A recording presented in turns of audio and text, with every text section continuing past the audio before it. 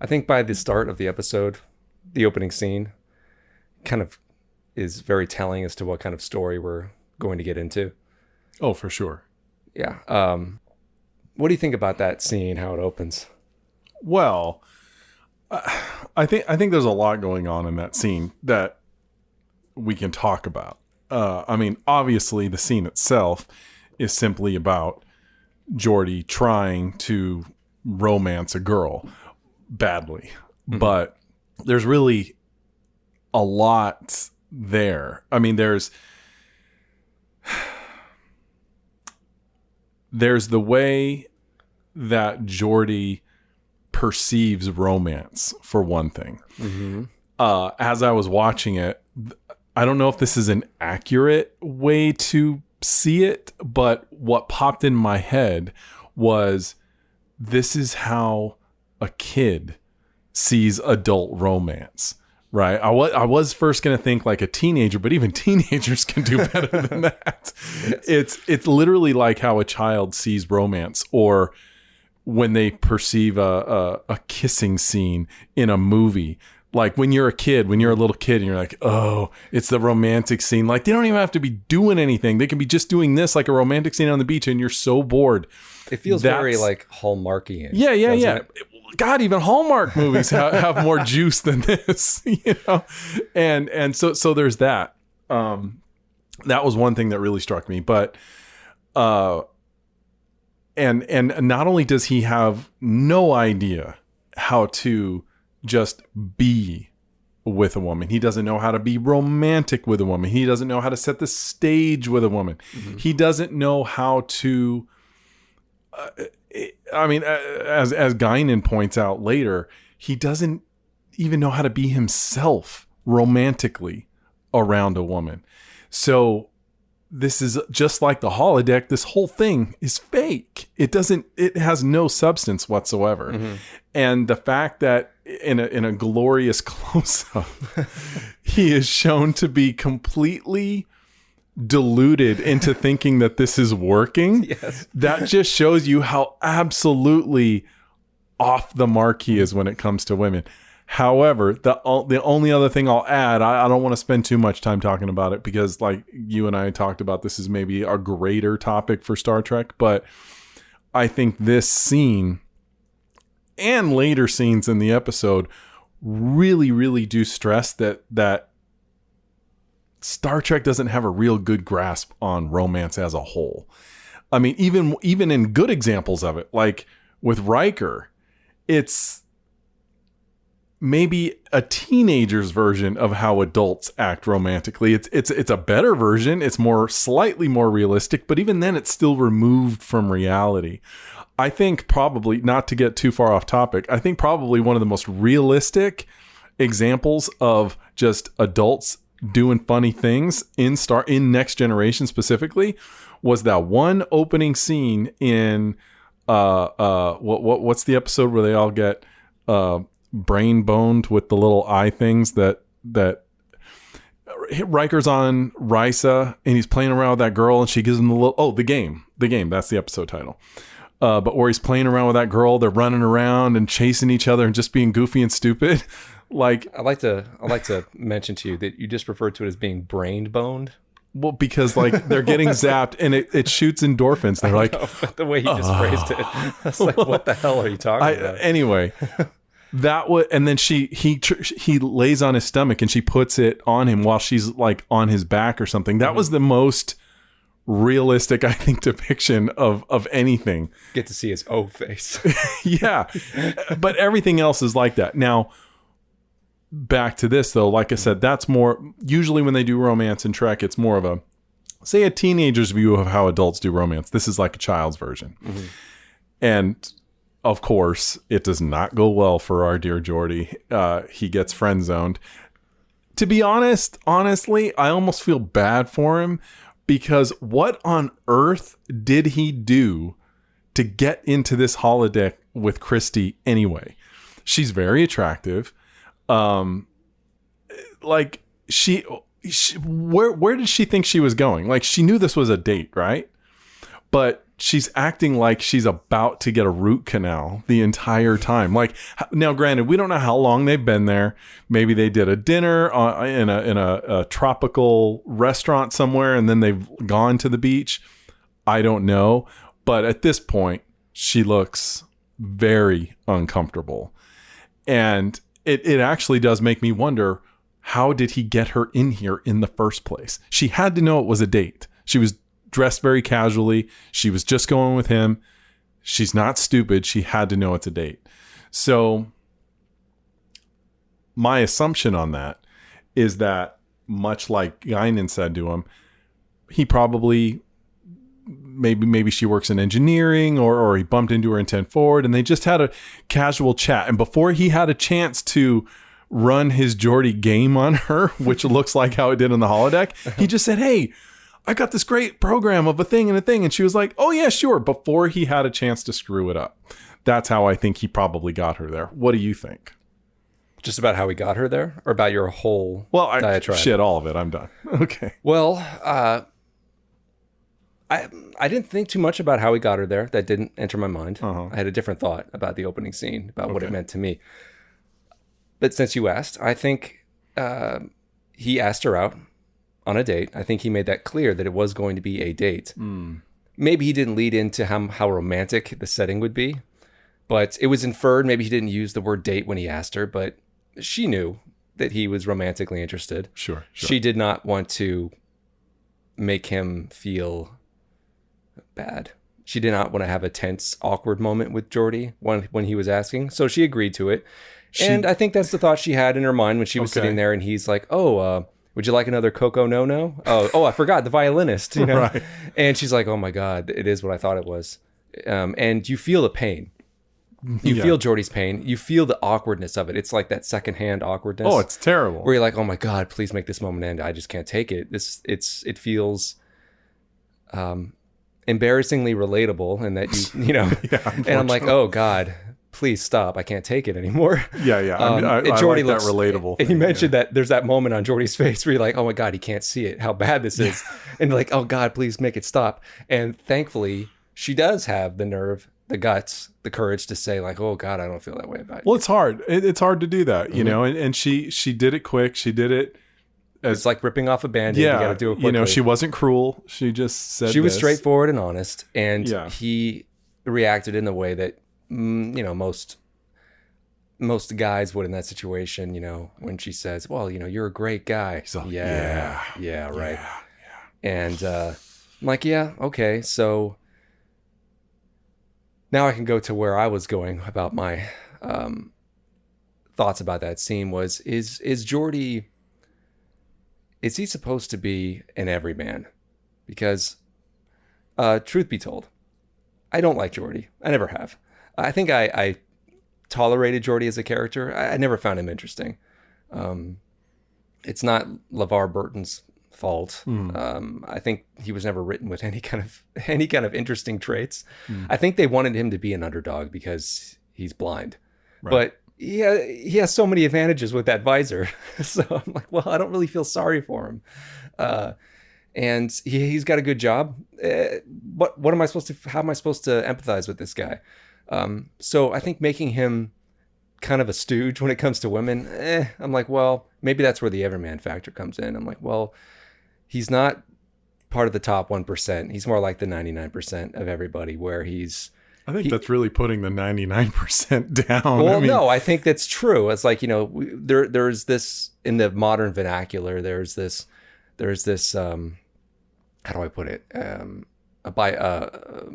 Binary, a way of looking at men. You're either a beta or an alpha, right?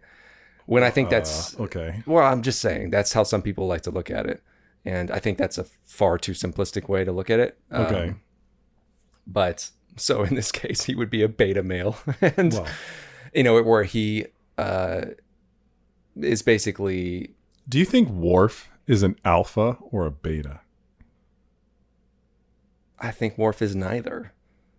Okay, well, that you just said it's binary. I didn't say it was. I said there is a way some people like to look at it. Okay. I don't agree with that philosophy. Well, given the limited.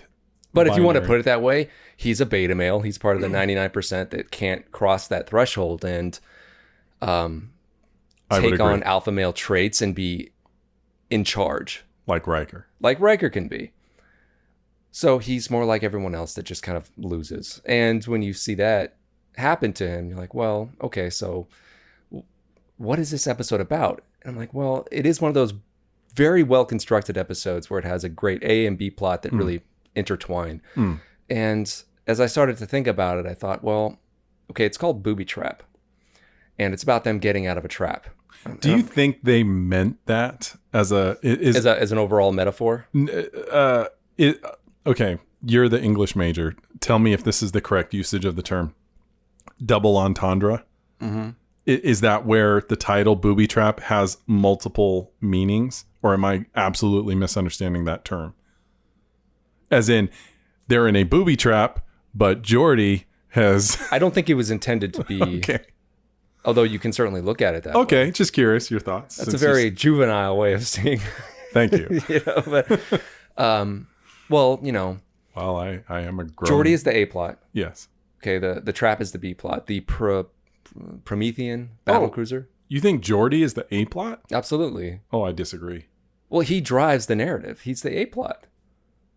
Well, okay, maybe that's not fair for me to say. I think in this case, like you said at the top, the A and B plots are so intertwined. Mm-hmm. It's almost just one big plot that has Geordi's thing I'll agree to that. Okay, but I would say Geordi is the driving force. Geordi himself, but I wouldn't... Well, let me get back to this train of thought before it leaves my mind. Okay, so the ship in itself has entered into this booby trap and have become trapped. And in the boobies. Yeah. Yes, in the boobies. And the more they try to get out, the more the trap tightens around them, right? God damn it. And you're sounding all intellectual about this. And it's working. So what I was getting at was that the same thing happened to Geordi, right? Yeah. The more he tried to win over Christie, the more the trap closed in on him. And the only way out of it was to be as straightforward and simple about it as he could to get out of the trap. Mm-hmm. And that's what he ended up doing. That's what Guinan tried to teach him. She let him go. Well, that's what Guinan tried him. Like, she said, like, what you're doing is working with me. And he said, I'm not trying. Well, that's my point. Right. So yeah, they tried to warp everything out of the booby trap, and instead they had to kind of crawl out and just... There was this scene in the holodeck when he was working with the holographic Leah Brahms, and they're doing a simulation, and they kept hitting fatal exposure. It kept failing because they were trying all of these tricks to try to outsmart the trap. And I'm not used to dying. Right. All of these little tricks to try to outsmart it.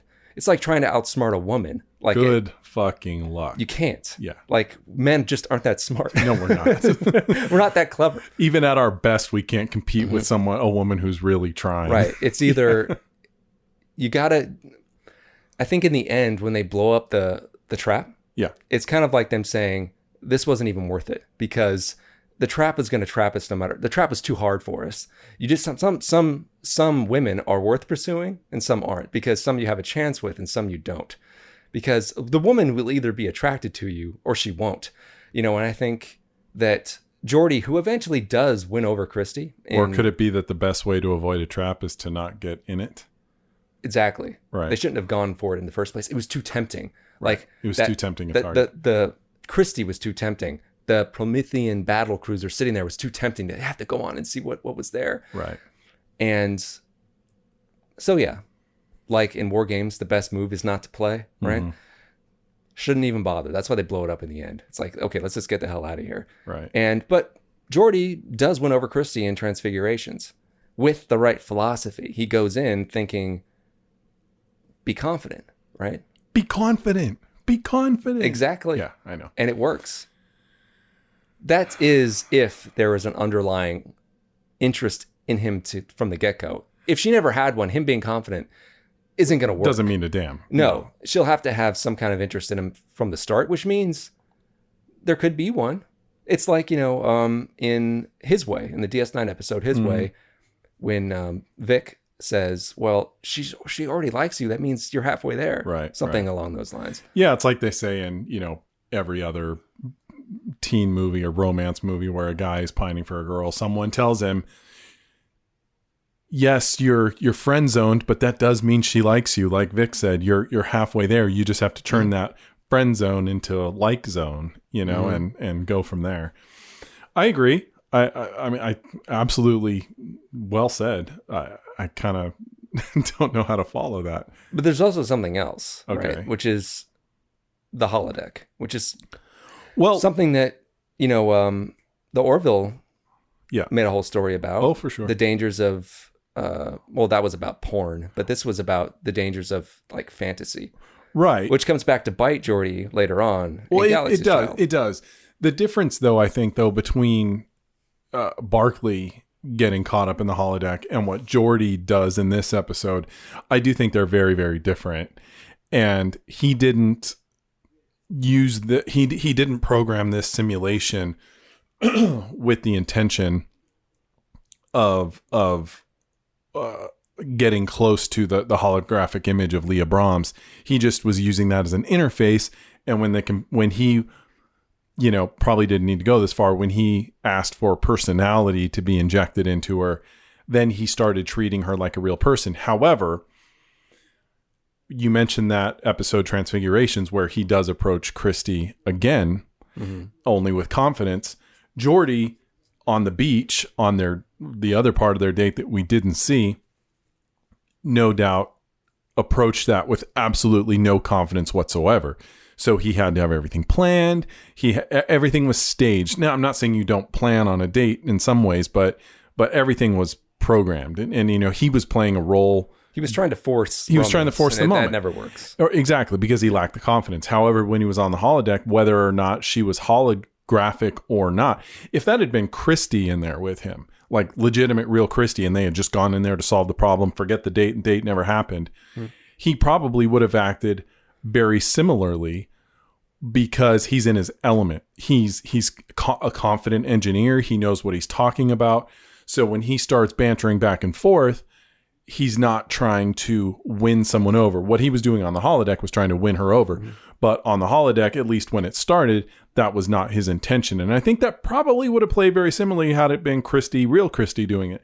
But the quasi-romance that happens is a little more natural. It come on the holodeck anyways, natural as it can be given that she's not real. But they just have a couple little moments, and they happen organically, and they've been fighting for most of the episode, but they're fighting on an equal level, whereas he and Christy were never on an equal level. She was always out of his league. So I think, unfortunately, had he been in that situation with her, it probably would have been different. However, with Transfigurations, as soon as that mojo wears off, he's going to be right back at square one, because at the end of the day, even if she does like him, he has no idea. Well, did the mojo ever actually wear off? There was no time limit set on this thing, was there? There may not have been a time limit set to it, but I feel like it was just a temporary boost. I don't think it was like the new and improved Geordi, and that's always how he was going to be. I just think it gave him. I'm not going to go to that reference, but what's his name? John. They called him John Doe. Yeah. John healed O'Brien's shoulder, so would O'Brien's shoulder go back to being that was a physical fix. This was more. You know what this was like? This was like Cocoon.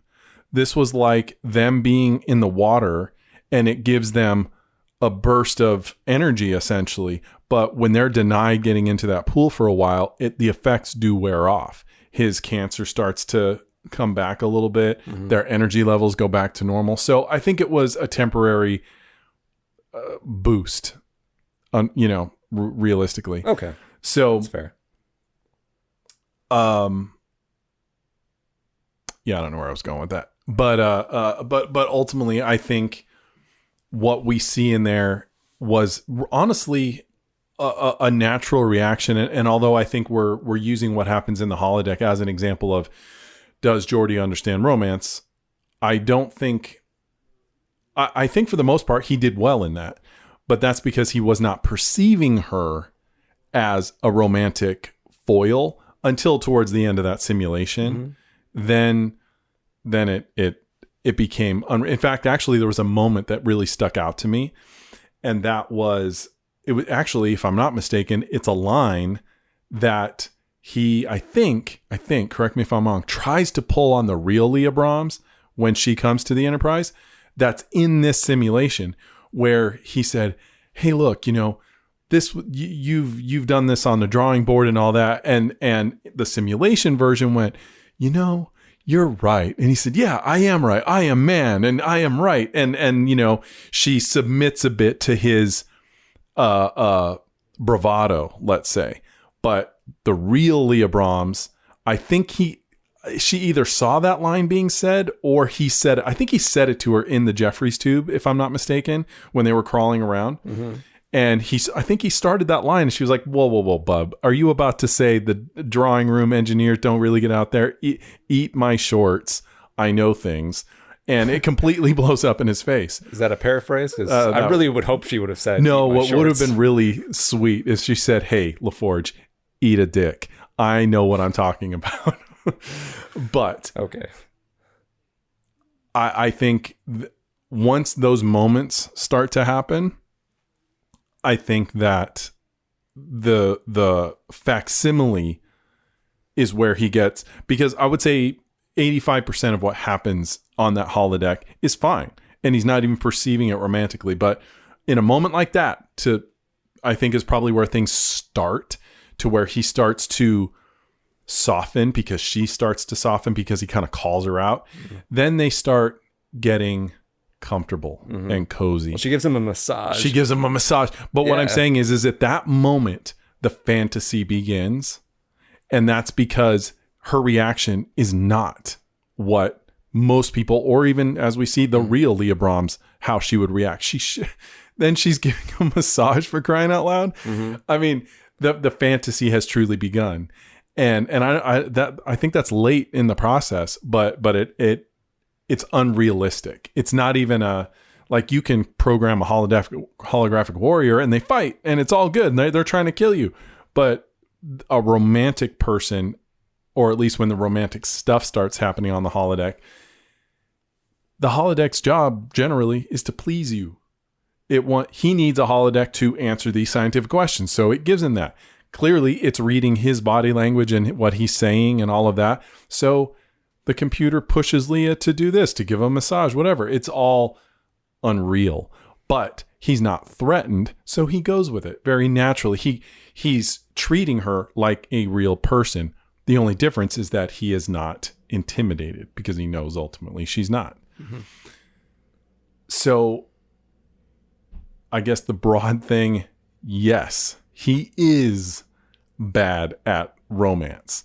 But I think really the only example of that in the episode is in the beginning, because I think everything that happens on the holodeck is relatively organic, and his only sin is looking at Leah towards the end as a real person, but not one that he's threatened by. So I guess that's my thought, big picture on that. Well, I have a different angle on that. Sure. I don't quite agree with how you're approaching it. Well, I could tell. I think that's okay. I think that's. I think it all was unhealthy, and bear in mind, I'm applying a very modern day context, because this episode was from 1991 or something like that. Something like that. So I'm coming at it from a very 2023 context, and but I think even if you take away all the advances of technology of today, like the internet, obviously, I think you could still use early 90s context, when men would create a fantasy in their mind about a woman they've never met, right? I mean, you could watch a movie and fall in love with an actress, or pick up, a magazine and fall in love with an image of her. You're describing some of the best stalkers the world has ever given us. Right. And then, but today, with the internet, I mean, you can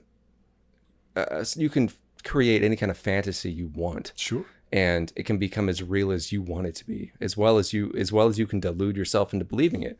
And so even if we don't use that, just use the 90s context, what Geordi was doing was from the get-go, he was slipping into a fantasy and he was allowing himself to believe it. at first it was under the surface as he's talking with her. That's how attraction begins, is that chemistry that allows you to feel in your element. And it grew from there as he's talking to her about specs and whatnot, as he's in his element of, whoa, this is incredible. Right. You know, he's like, oh, this is what I need. I need to feel like myself and find a woman that likes what I like, you know. And most of the time in real life, I'm not attracted to women that like the things I like. I find it kind of annoying. I just like Jerry Seinfeld. I was just going to say, are you pulling a Seinfeld on me? Yes, like I don't like myself. Like what did he say? Like I can't remember, but he said, yeah, I hate myself. Yeah, something like that. And it's not that it's not that. That was a very kind of comedic way of looking at it. It's just that I find it to be kind of annoying. I think in a more general sense, you can have some interests that are similar, but I think in a general sense, it's about having the same kind of like value system, you know, and outlook on the world. So, you know, if I wanted to answer that question, is he really that bad with women? I would say no. I would say it's jokingly, it's out there on the internet that Geordi is kind of a stooge when it comes to women. But I think honestly, no. I think he acts the way most clueless guys act. Well, is that you feel like you got to put on a show. Okay. You got to put on the best act you can, and if you try too hard, they're going to walk out of your show and go see some other guy's show. Now, of course, right now I'm drawing a blank, but other than Booby Trap or even Galaxy's Child, when Real Leah comes back, what can you off the top of your head think of any specific examples from TNG where he tried to romantically engage a woman? Aquiel. Okay, that didn't go well. But that, you and I have talked about Aquiel and how Geordi, aside from just being a character that I agree with you, I don't always like him. Kind of 50-50 on Geordi. Sometimes I like him, sometimes I don't. But in Aquiel, he's almost like a teenager in that. If you think about it, it's like he's grown up. He's gone from this third season where he's treating romance like it's the same thing. He fell in love with her before he even met her. That's my point. He's falling in love with something he's creating. No. That's what I'm saying. Like in this episode in the beginning, we see him creating a date. That's how a child would see a date. But in Aquiel, he gets obsessed. It's so cheesy. He's like, I'll have it on a beach. And but then in Aquiel, he gets obsessed like a teenager would get obsessed to the expense of everything. And he's blinded.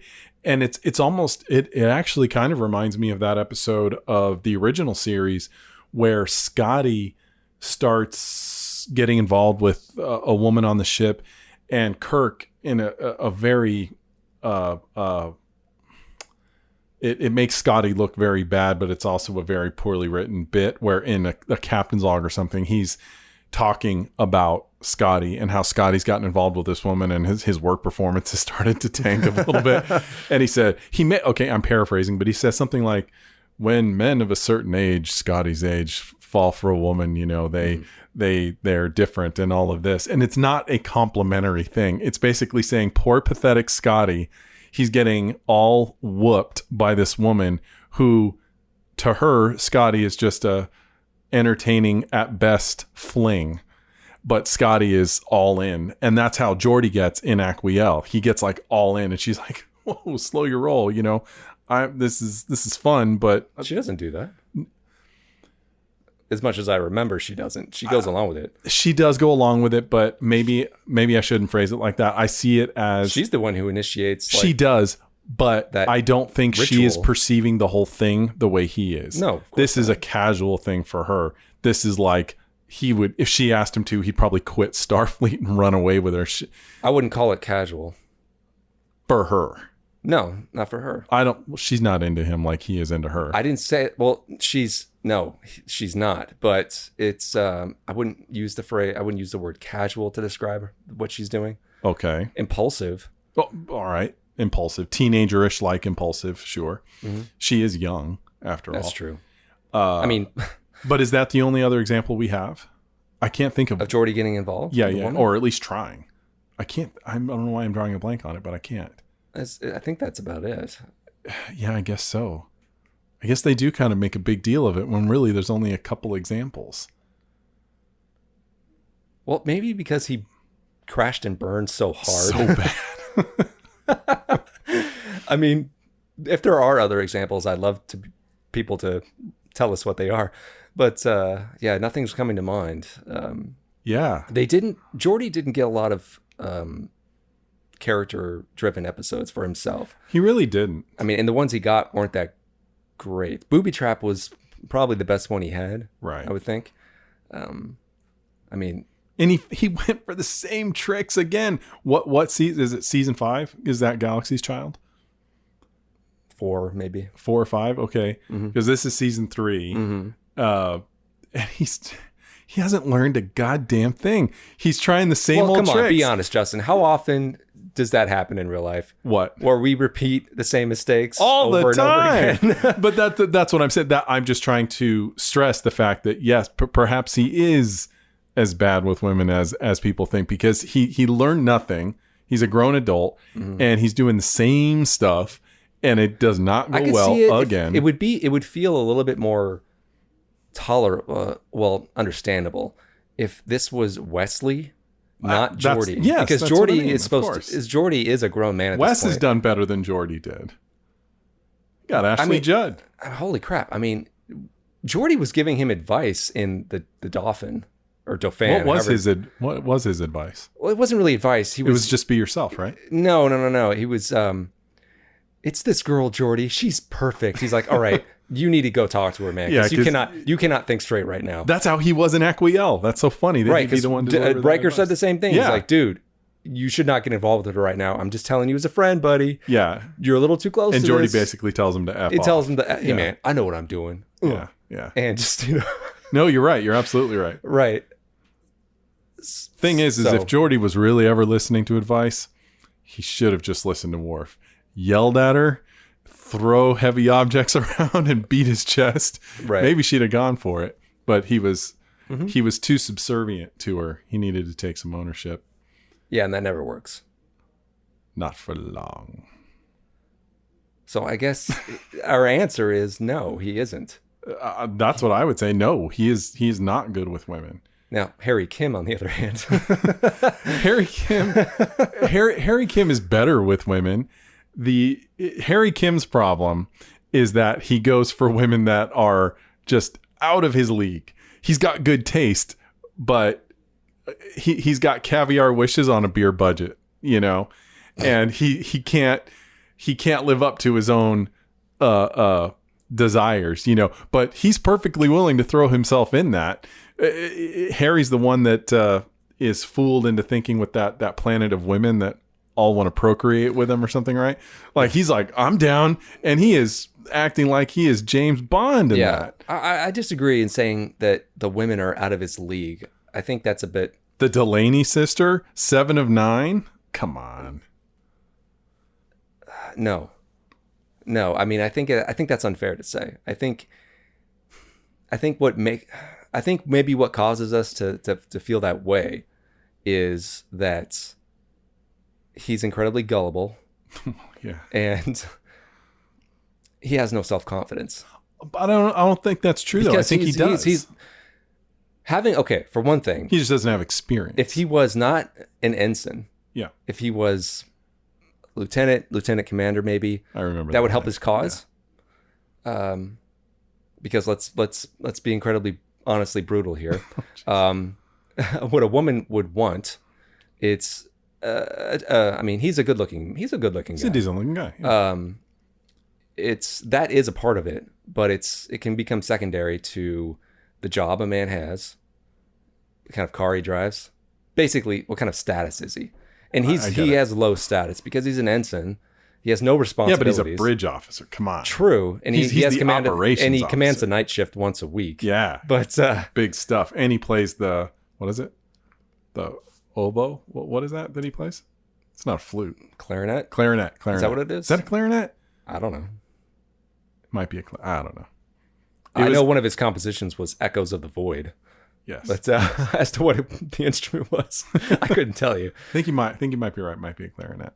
So I think he definitely could have. I think there is some truth to that. I'll reverse what I said. There is some truth to the women being out of his league, but that's only because he doesn't try hard enough to enter into a larger league for himself.